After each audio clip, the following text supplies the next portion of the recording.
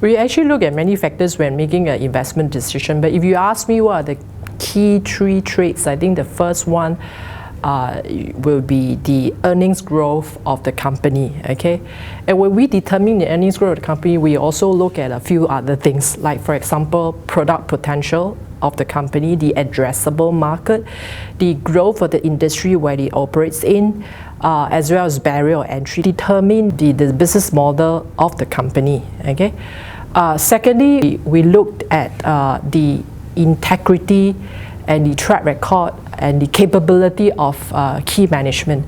I think that's very, very crucial. And it includes stuff like, are they able to create shareholders' value? Are they able to make the optimal capital allocation decision? Are they also taking into consideration the protection of minority interests, okay?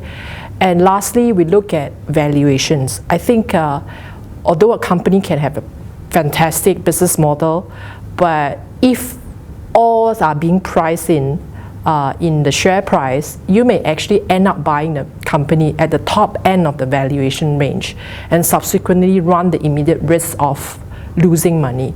So when it comes to valuations, we look at different valuation methods and we consider all the factors that we mentioned just now to make sure at the point of entry the stock still offers us a good upside, a reasonable upside before we make the decision to invest.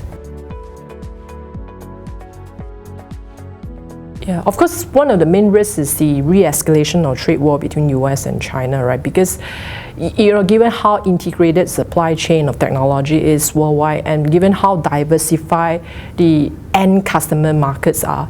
So, for example, I mean, a tech hardware can be sold in US or Europe, but they can be produced in different countries. I mean, the components of the end products can be produced in different Asian countries. So if the tariff is imposed, the adoption of this new trend and the demand of it, will all be impacted, and that will also impact the technology companies that are involved, right? So that's one key risk.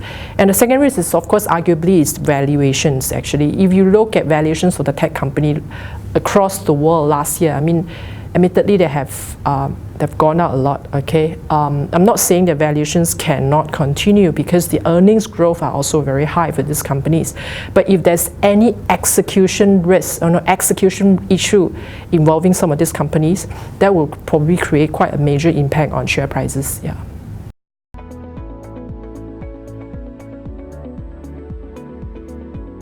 Still positive in the technology sector given the circular growth drivers behind. For example, the accelerating rollout of 5G that will drive the supply chain.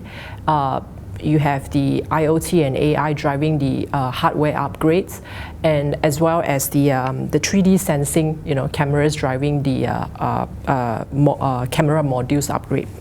All this should actually translate into strong demand for component makers for technology counters across the world. Okay, in Malaysia, additionally, we also like the oil and gas sector. Okay, I believe that the oil and gas activities this year will pick up, okay, given by the Petronas activity guidebook. So that will actually drive assets and services across the value chain. We are selective on palm oil, I think, given the robust CPO prices. That's really due to falling yields and the low application of fertilizers in the past, as well as very slow replanting. And on top of that, you have the B30 biodiesel mandates in Indonesia that will continue to drive demand for palm oil. Thirdly, we think there are opportunities in the construction and building material, given the expected rollout of infrastructure projects in Malaysia this year. Okay, on top of these key themes, we think that there are tactical opportunities in some of the big cap laggards or GLC companies that could actually undergo some reforms and restructuring. I mean, some examples of reforms or restructuring include divestment of non-core assets or non-profitable subsidiaries, as well as M&A to consolidate market share.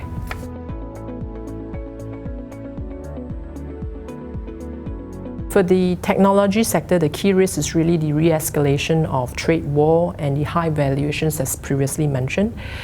For commodity sector, the key risk is really the slowdown in global growth, which could actually dampen the demand for commodities. And on top of that, for commodity sector, investors are increasingly focused on the ESG implications. So that actually could potentially drive a structural derating of the sector. So these are the key risks, yeah.